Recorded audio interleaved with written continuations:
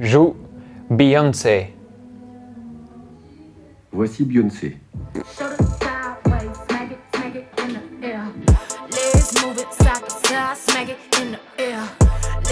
Bonjour. J'ai envie de dire bonjour. Tu peux dire bonjour, vas-y.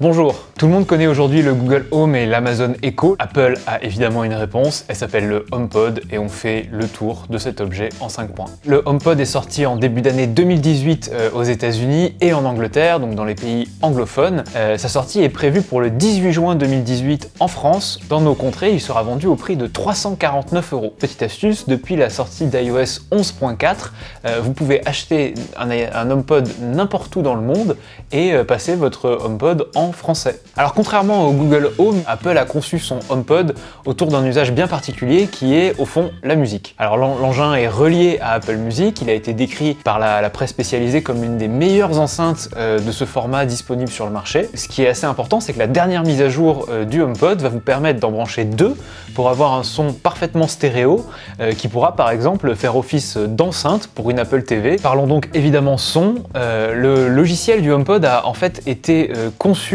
pour améliorer le son en effaçant la pièce dans laquelle il se trouve. Alors comment il fait ça?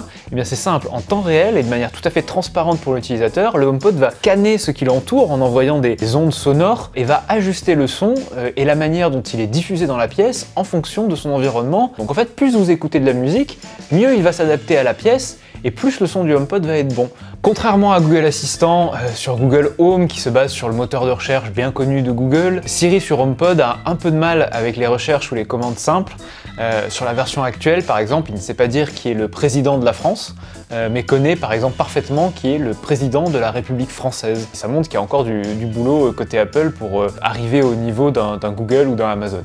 Mais encore une fois, contrairement à ses concurrents, ça va être sur la musique qu'il brille. Alors avec un catalogue fourni, des exclusivités nombreuses et des dizaines de radios et autres playlists, le HomePod a été conçu pour devenir en fait le meilleur ami d'Apple Music. Pour la France, en fait, Apple a même retravaillé la reconnaissance vocale pour que notre accent un peu étrange soit aussi reconnu. Donc en fait, on l'a testé et ça marche vraiment très bien. Mais The Needle and the Damage Done de Neil Young.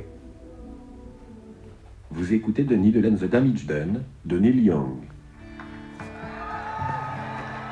Voilà, c'est tout pour aujourd'hui. Vous retrouverez le test du HomePod complet sur Numérama, avec évidemment des comparatifs avec les 3 autres enceintes connectées qui seront très bientôt toutes disponibles sur le marché français.